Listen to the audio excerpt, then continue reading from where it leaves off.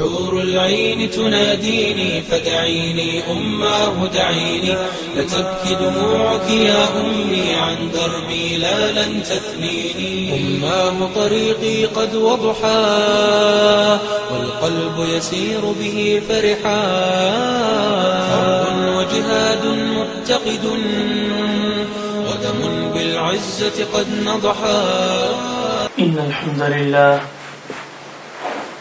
والصلاة والسلام على رسول الله أما بعد فأعوذ بالله من الشيطان الرجيم بسم الله الرحمن الرحيم إنا أعطيناك الكوثر فصل لربك وانحر إن شانئك هو الأبتر صدق الله العظيم اللهم صل على محمد وعلى آل محمد كما صليت على إبراهيم وعلى آل إبراهيم إنك حميد مجيد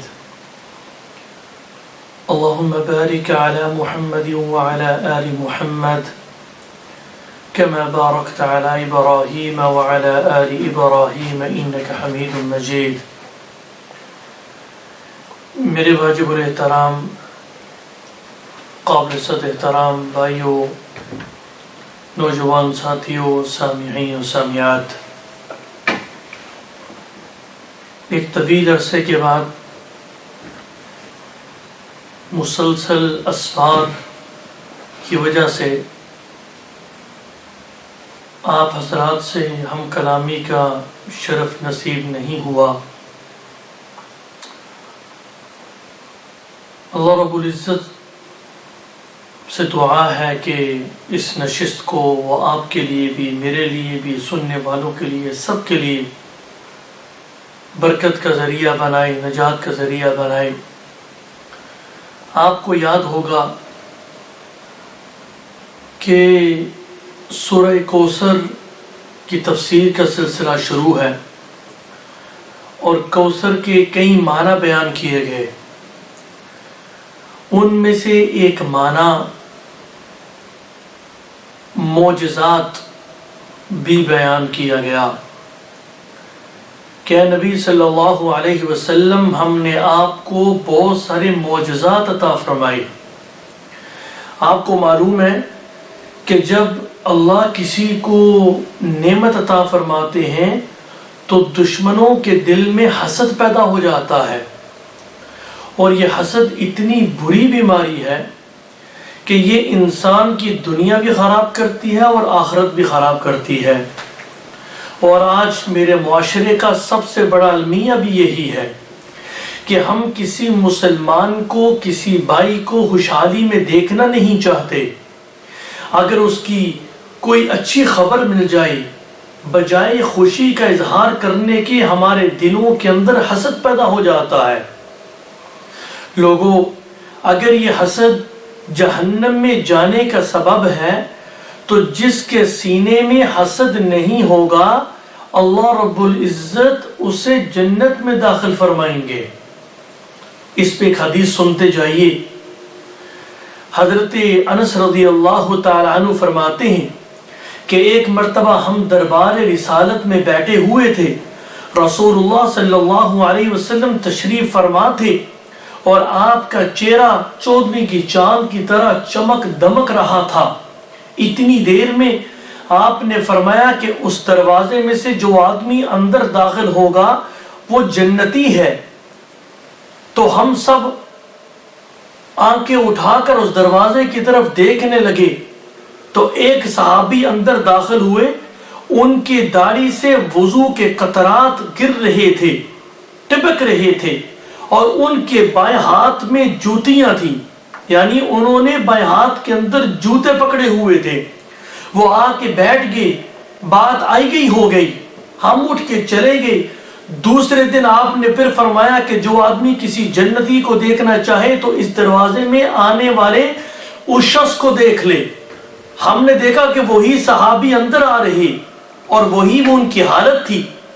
تیسری مرتبہ بھی یہی حالت ہوئی کہ آپ صلی اللہ علیہ وسلم تشریف فرماتے اور آپ نے فرمایا کہ اس دروازے میں سے جو آدمی اندر داخل ہوگا وہ جنتی ہے۔ تو ایک صحابی کہنے لگے کہ میں نے ارادہ کر لیا کہ میں ان کے پاس ٹھہروں گا اور ان کی عادات کو دیکھوں گا، ان کی اعمال کو دیکھوں گا کہ ان کا کون سا ایسا عمل ہے کہ جس کی وجہ سے اللہ رب العزت کے نبی صلی اللہ علیہ وسلم نے دنیا کے اندر ایک شخص کو جنتی قرار دیا۔ محفل ختم ہوئی، ختم ہونے کے بعد کہتے ہیں کہ میرے والدین کے ساتھ میری لڑائی ہو گئی، اگر آپ مجھے 3 دن اپنے گھر میں رکھیں تو آپ کی مہربانی ہوگی۔ تو وہ صحابی کہنے لگے کوئی بات نہیں ہے، آپ آ جائیے میرے گھر میں۔ تو یہ کہتے ہیں کہ میں ان کے گھر چلا گیا، میں نے دن کو بھی ان کے اعمال کو دیکھا، رات کو بھی دیکھا۔ رات کو یہ عشاء کی نماز پڑھنے کے بعد سو جاتے ہیں، کروٹ بدلتے ہیں، اللہ کا ذکر کرتے ہیں، صبح تہجد پڑھتے ہیں، اور پھر اس کے بعد مسجد نبوی میں نماز فجر ادا کرنے کے لیے تشریف لے جاتے ہیں۔ کوئی ایسا عمل میں نے نہیں دیکھا جو میرے اندر نہ ہو، وہی اعمال تھے جو میں کر رہا تھا۔ 3 دن کے بعد میں ان کی خدمت میں حاضر ہوا، میں نے کہا کہ میری لڑائی میری والدین کے ساتھ نہیں ہوئی، میں نے اللہ کے نبی صلی اللہ علیہ وسلم کی زبانی یہ سنا ہے کہ آپ جنتی ہیں، آج بتا تو دیجئے کہ وہ کون سا ایسا عمل ہے کہ جس کی وجہ سے اللہ کے نبی صلی اللہ علیہ وسلم نے آپ کو جنتی قرار دیا۔ انہوں نے کہا کہ ایک بات ضرور ہے کہ میں جب رات کو سوتا ہوں اپنے دل کو صاف کر کے سوتا ہوں، میرا سینہ بالکل صاف ہے، میں کسی کے بارے میں کینہ نہیں میرے دل کے اندر، میں کسی سے حسد نہیں کرتا، لگتا ہے کہ اللہ کو میرا یہ عمل پسند آ گیا اور دنیا کے اندر اللہ کے نبی صلی اللہ علیہ وسلم نے مجھے جنتی قرار دے دیا۔ حضرت ابو دجانہ کے پاس لوگ حاضر ہوئے، وہ بیمار تھے، تو لوگوں نے کہا ابو دجانہ آپ تو لاغر ہو گئے، آپ تو کمزور ہو گئے، آپ کا جسم سوکھ گیا، لیکن کیا بات ہے کہ آپ کا چہرہ چمک رہا ہے، دمک رہا ہے۔ تو انہوں نے کہا کہ مجھے یقین ہے کہ اللہ رب العزت کل قیامت کے دن 2 چیزوں کے بارے میں سوال نہیں کریں گے، ایک تو میں نے کبھی بھی لایانی گفتگو نہیں کی، اور دوسرا میرا سینہ دوسرے مسلمان کے بارے میں بالکل صاف ہے، بالکل شفاف ہے۔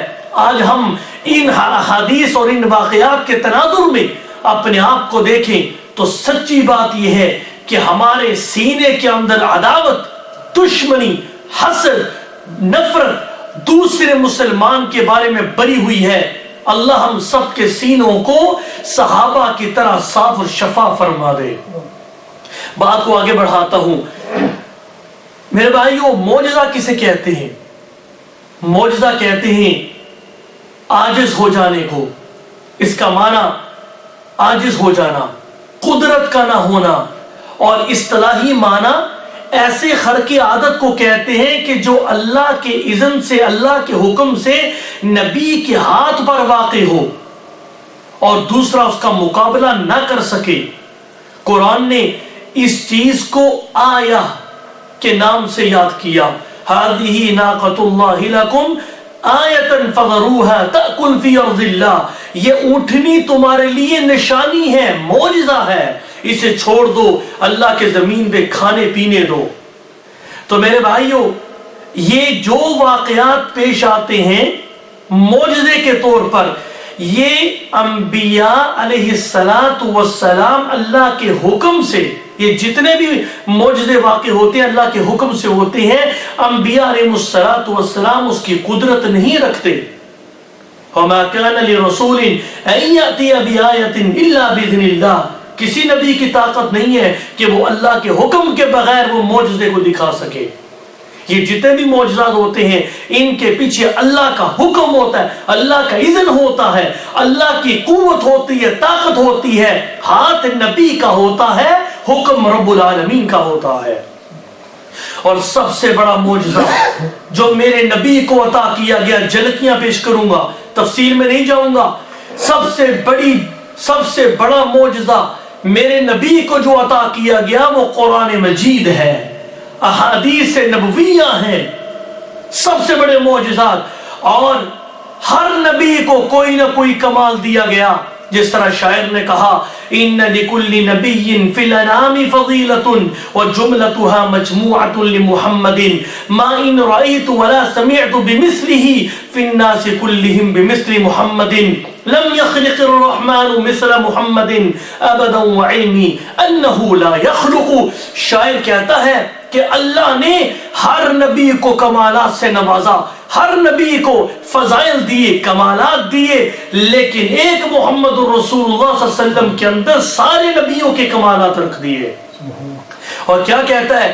میں نے محمد رسول اللہ صلی اللہ علیہ وسلم جیسا نہ سنا ہے نہ دیکھا ہے دنیا بھر کے انسانوں میں، اس لیے کہ اللہ نے محمد رسول اللہ صلی اللہ علیہ وسلم جیسا پیدا ہی نہیں فرمایا. اور میرا گمان ہے کہ قیامت کی صبح تک اللہ رب العزت محمد رسول اللہ صلی اللہ علیہ وسلم جیسا پیدا فرمائے گی نہیں کسی کو. تو میرے بھائیو، ہر نبی کو اللہ نے فضیلت عطا فرمائی، کسی کو ایک معجزہ دیا، کسی کو 2 دیے، کسی کو 10 دیے. رسول اللہ صلی اللہ علیہ وسلم کے بارے میں مختلف اقوال ہیں. بعض کہتے ہیں کہ آپ کو 1000 معجزے عطا فرمائے گئے. علامہ نووی بھی کہتے ہیں کہ آپ کو 1200 معجزے عطا کیے گئے. اور بعض علماء کہتے ہیں کہ رسول اللہ صلی اللہ علیہ وسلم کو 3000 سے زائد معجزے عطا فرمائے گئے. میرے بھائیو، چند جھلکیاں آپ حضرات کی خدمت میں پیش کرنا چاہوں گا تاکہ آپ کا بھی ایمان تازہ ہو اور تاکہ ہمارے دل کے اندر ہمارے نبی کی قدر پیدا ہو سکے کہ ہم اس نبی کی امتی ہیں جس کو اللہ رب العزت نے اتنا بڑا مرتبہ اور مقام اور شان عطا فرمائی ہے. میرے بھائیو، میرے نبی کی نبوت کے اثرات جمادات میں، نباتات میں، بوٹیوں میں میرے نبی کے نبوت کے آثار، میرے نبی کے نبوت اور رسالت کی اثرات بوٹیوں کے اندر نظر آتے ہیں، جانوروں کے اندر نظر آتے ہیں، حیوانات کے اندر نظر آتے ہیں، انسانوں کے اندر نظر آتے ہیں. وہ اثرات حضرت علی رضی اللہ تعالیٰ عنہ فرماتے ہیں کہ میں رسول اللہ صلی اللہ علیہ وسلم کے ساتھ چل رہا تھا ایک میدانی علاقے میں، اور پھر ہم اس میدانی علاقے سے جب آگے گزرے ہم نے پہاڑ دیکھے، پتھر دیکھے. جس پتھر پر، جس پہاڑ سے آپ کا گزر ہوتا، وہ پہاڑ حضور صلی اللہ علیہ وسلم کو سلام کرتا، وہ پتھر رسول اللہ صلی اللہ علیہ وسلم کو سلام کرتا. اور خود رسول اللہ صلی اللہ علیہ وسلم نے فرمایا کہ مجھے نبوت ملنے سے پہلے جو پتھر سلام کیا کرتا تھا وہ پتھر نبوت ملنے سے پہلے بھی مجھے سلام کرتا، اور آج تک یعنی نبوت ملنے کے بعد بھی مجھے سلام کرتا ہے. میں اس پتھر کو پہچانتا ہوں. رسول اللہ صلی اللہ علیہ وسلم نے فرمایا یہ احد پہاڑ، آپ کے سامنے احد پہاڑ آیا، آپ نے فرمایا کہ یہ احد پہاڑ مجھ سے محبت کرتا ہے، ہم سے پیار کرتا ہے، اور ہم اس احد پہاڑ سے پیار کرتے ہیں. ایک دفعہ رسول اللہ صلی اللہ علیہ وسلم احد پہاڑ پر کھڑے ہیں، ابو بکر صدیق، عمر فاروق، عثمان غنی رضی اللہ تعالی عنہم، یہ آپ علیہ السلام کے ساتھ اور پہاڑ پہ کھڑے ہیں. احد پہاڑ خوشی کے مارے جھومنے لگا، حرکت کرنے لگا. آپ علیہ السلام نے پاؤں مارا اور کہا کہ ایسا نہ کر، اور پہاڑ حرکت نہ کر، رک جا. کیا تمہیں پتہ نہیں ہے کہ تم پر ایک نبی، ایک صدیق اور 2 شہید کھڑے ہیں؟ لا الہ الا اللہ. تو وہ بھی جانتے تھے، ایک ایک ذرہ جانتا تھا کہ یہ ہمارا نبی ہے. اور جناب بوٹیاں، درخت بھی اس چیز کے دعوے دار تھے کہ آپ اللہ کے نبی ہیں. رسول اللہ صلی اللہ علیہ وسلم ایک سفر پہ جا رہے تھے، آپ نے ایک دیہاتی کو دیکھا اور اس سے پوچھا کہ اے شخص کہاں جا رہے ہو؟ کہنے لگا گھر جا رہا ہوں. آپ نے فرمایا کیا تمہیں کوئی بھلائی چاہیے؟ کہنے لگا کیسی بھلائی؟ آپ نے فرمایا پڑھ لے اشہد ان لا الہ الا اللہ واشہد ان محمدا عبدہ ورسولہ، کہ اللہ کے سوا کوئی معبود نہیں ہے، میں اللہ کا رسول اس کا بندہ ہوں. اس نے کہا کہ کوئی دلیل دے دیجئے، کوئی معجزہ دکھائیے. آپ نے فرمایا کہ وہ سامنے والا درخت اگر گواہی دے دے کہ میں اللہ کا رسول ہوں. اس نے کہا کہ میں دیکھنا چاہتا ہوں. رسول اللہ صلی اللہ علیہ وسلم نے اس کو اشارہ کیا، وہ جڑ سے نکلا درخت. رسول اللہ صلی اللہ علیہ وسلم کی خدمت میں آ کے آپ کو سلام کرنے لگا۔ آپ نے فرمایا کیا تو گواہی دیتا ہے میں اللہ کا نبی اور اس کا رسول ہوں؟ اس درخت نے کہا میں گواہی دیتا ہوں کہ آپ اللہ کے رسول اور اس کے نبی ہیں۔ 3 دفعہ گواہی دینے کے بعد صحابہ کہتے ہیں کہ وہ اپنی جگہ پہ گیا اور جا کے وہ وہیں لگ گیا جیسے وہ پہلے موجود تھا۔ اس آدمی نے فوراً کلمہ پڑھا اور کہا کہ لا الہ الا اللہ محمد رسول اللہ، اور کہا کہ اللہ کے نبی صلی اللہ علیہ وسلم میں نے یہ چیز کبھی پہلے نہیں دیکھی، اب میں اپنے علاقے کے اندر جاؤں گا اور جا کر آپ کی رسالت کا پیغام پہنچاؤں گا، اگر وہ مان گئے ان سب کو لے آؤں گا، اگر وہ نہ مانے میں ساری زندگی آپ کے قدموں کے اندر زندگی گزاروں گا۔ لا الہ الا اللہ۔ حضرت جابر کہتے ہیں، سنیے بڑا عجیب واقعہ ہے۔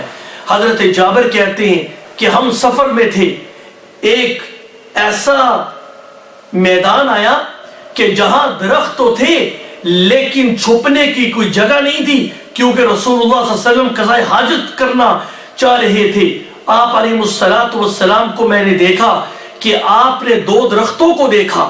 آپ ایک درخت کے پاس گئے، آپ نے اس کے ٹہنی کو پکڑ کے فرمایا اللہ کے حکم سے میری تباہ کر، میں کیا دیکھتا ہوں؟ وہ درخت اپنی جڑ سے اکھڑا، رسول اللہ صلی اللہ علیہ وسلم کے ساتھ چلنے لگا۔ دوسرے درخت کی طرف آپ گئے، آپ نے اس کی ٹہنی کو پکڑا اور کہا اللہ کے حکم سے میری تباہ کر۔ آپ دونوں کو پکڑ کے میدان میں لے آئے، درمیان میں لے آئے، وسط میں لے آئے۔ آپ نے کہا کہ اللہ کے حکم سے مجھے ڈھانپ لو، آپس میں جڑ جاؤ۔ میں کیا دیکھتا ہوں کہ دونوں درخت آپس میں جڑ گئے۔ رسول اللہ صلی اللہ علیہ وسلم نے قضاء حاجت فرمائی۔ اس کے بعد میں اپنے دل کے اندر گفتگو کر رہا تھا، سوچ رہا تھا یہ کیسا واقعہ ہے۔ تھوڑی دیر کے بعد آپ علیہ السلام میرے پاس پہنچے، سر اٹھا کے دیکھتا ہوں تو وہ دونوں درخت اپنی جگہ پر اسی طرح کھڑے ہیں جس طرح پہلے موجود تھے۔ یہ تھے وہ معجزات جو میرے نبی کو، اگر میں اس نشست میں بہت سارے معجزوں کو بیان کرنا شروع کر دوں لیکن 2-3 واقعات سنا کے اپنی بات کا ختم کروں گا۔ رسول اللہ صلی اللہ علیہ وسلم کے پاس ایک انصاری صحابی آئے اور آ کر کہا کہ اللہ کے رسول یہ میرا اونٹ سرکش ہو گیا، نہ کسی کو بیٹھنے دیتا ہے اپنے اوپر، نہ سامان لادنے دیتا ہے اور مارتا ہے، سرکش ہو گیا ہے۔ اللہ کے رسول صلی اللہ علیہ وسلم نے فرمایا ٹھیک ہے میں تمہارے گھر آتا ہوں۔ آپ علیہ السلام اس کے گھر پہنچے، صحن میں پہنچے، ایک کونے میں دیکھا کہ وہ اونٹ کھڑا ہے۔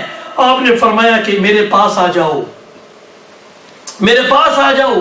وہ فوراً آیا، گردن جھکائی، آپ نے رسی لے کر مالک سے اس کے گلے میں ڈالی اور پھر رسی کا ایک حصہ مالک کے ہاتھ میں دیا اور کہا کہ رب کعبہ کی قسم ہے جس کے قبضہ قدرت میں میں محمد رسول اللہ صلی اللہ علیہ وسلم کی جان ہے، کائنات کا ذرہ ذرہ جانتا ہے کہ میں اللہ کا نبی ہوں، میں اللہ کا رسول ہوں، اللہ نے میرے سر پر تاج نبوت سجایا ہے، لیکن یہ سرکش نافرمان جن و انس ہیں کہ مجھے اللہ کا رسول ماننے کے لیے تیار نہیں ہے۔ اللہ اکبر۔ رسول اللہ صلی اللہ علیہ وسلم کے نبوت کی اثرات حیوانات کے اندر نظر آتے تھے۔ ایک بھیڑیا، اس نے بکریوں کا ریوڑ دیکھا، ایک بکری کو دبوچ لیا۔ چرواہے نے جب دیکھا اس کا پیچھا کرتے ہوئے بھاگا، اس بکری کو واپس لے لیا۔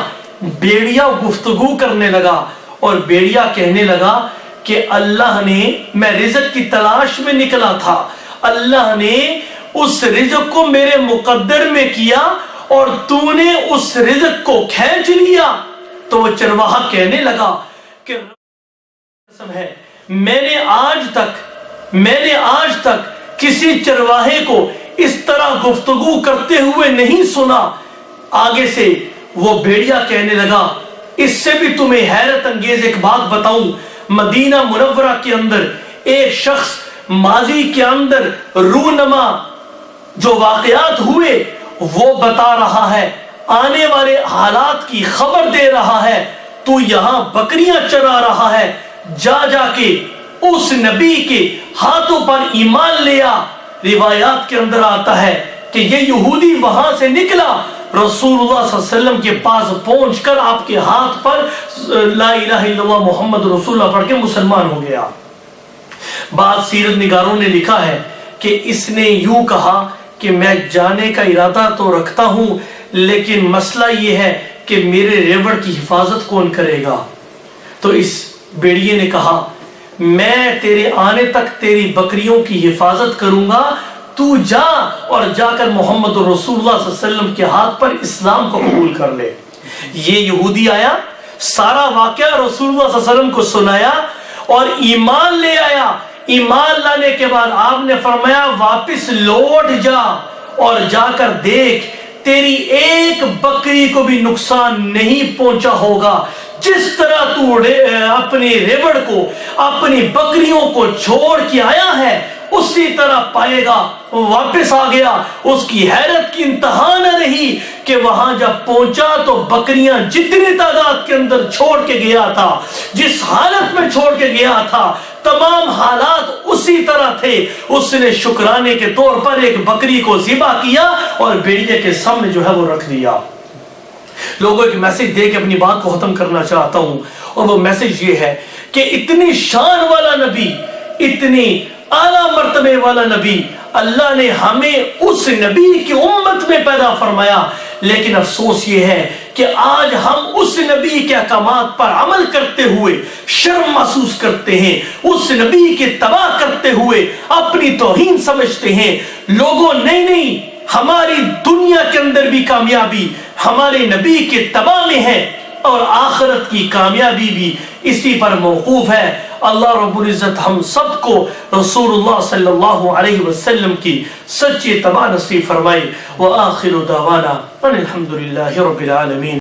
حور العين تناديني فدعيني أماه دعيني، لتبكي دموعك يا أمي عن دربي لا لن تثنيني. أماه طريقي قد وضحا والقلب يسير به فرحا، حرب وجهاد متقد ودم بالعزة قد نضحا.